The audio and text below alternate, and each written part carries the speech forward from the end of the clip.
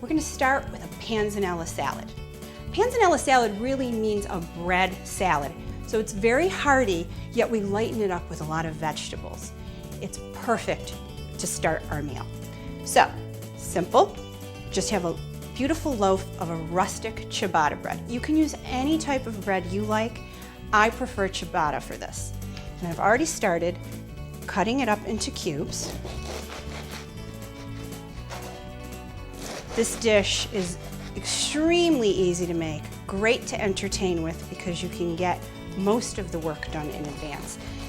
And really what I'm doing right now is the hardest part of the meal. So the bread is cut. Now I've got a baking sheet lined with parchment paper.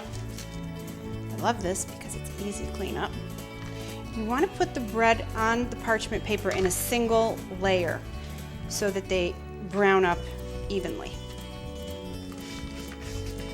Just a little drizzle of olive oil. You don't need to put too much, just so that the bread absorbs the flavor of that olive oil. Once it all cooks, it's so delicious. So, they're all back to a beautiful even layer. And now I'm just going to pop them under the broiler. And here's a really important note. It only takes a moment for these croutons to go from a beautiful golden to burnt. So really stay on top of it and keep your eye on these. They only take a few moments. Okay, pop them in the oven.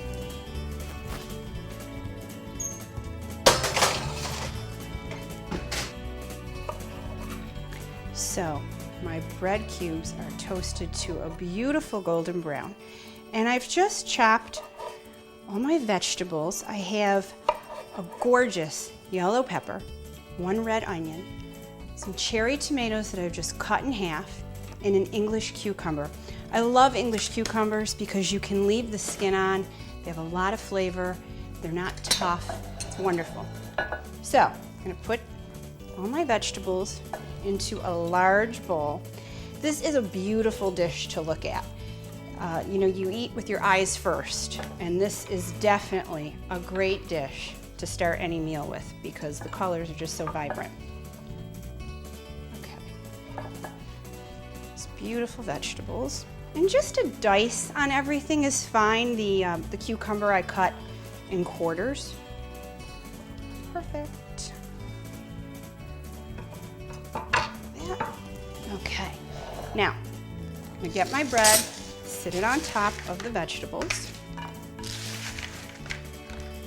and when we put the dressing on, it's going to infuse into this bread, and the flavor is just going to be just overwhelmingly delicious in your mouth. I can't even explain it.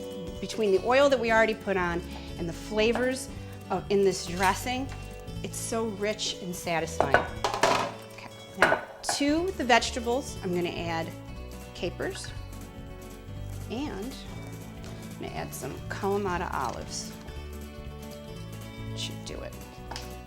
Perfect. So we have all the ingredients for the salad. Now we're going to whisk the dressing together. You know, my sister-in-law was visiting from France this weekend, and I was making a roasted beet salad for her. And while I was whisking, she was telling me that in France, they actually add a little bit of milk to their dressing to help the oil emulsify when you're whisking by hand. And it's a really neat trick, and I thought I'd show you today. So I have sherry vinegar and Dijon mustard.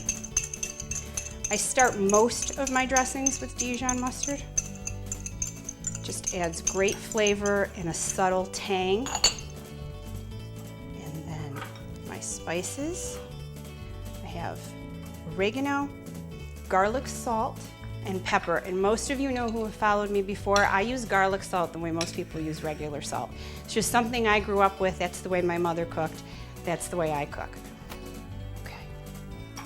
Just gonna give it a little whisk here. Now, just a little, just a dollop of milk. The olive oil.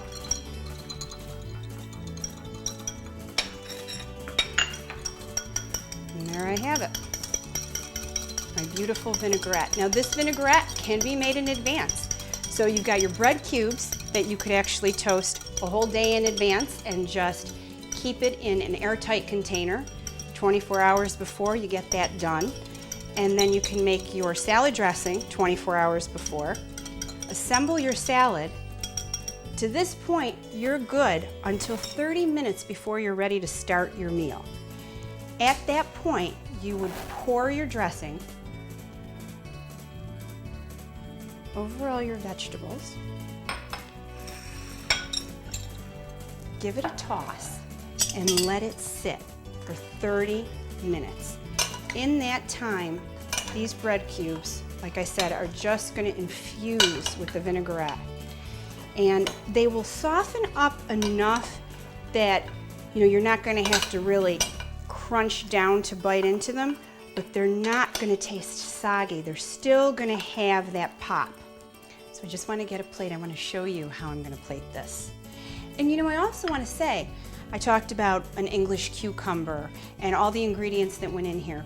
And I know that a lot of people say to me, I don't like to entertain. I feel like I have to do so many errands just to get prepared. I got everything for this meal at my local supermarket. Living in New England, for me, that's Stop and Shop. But there's no need to worry about stressing for entertaining and where you're going to go to get things.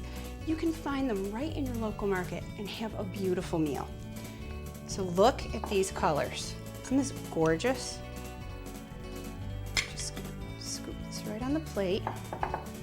The yellows and the reds, I mean, that says summer to me. These bright, vibrant colors. Okay. Then, just finish off the dish with a little shaving Parmigiano Reggiano. And another note for you is to just really make sure you buy good Parmigiano Reggiano, not the kind out of the can. You can find it in any supermarket, and it's real Parmigiano Reggiano when it's stamped on the side. Look at how beautiful that is. It's a great way to start out any meal.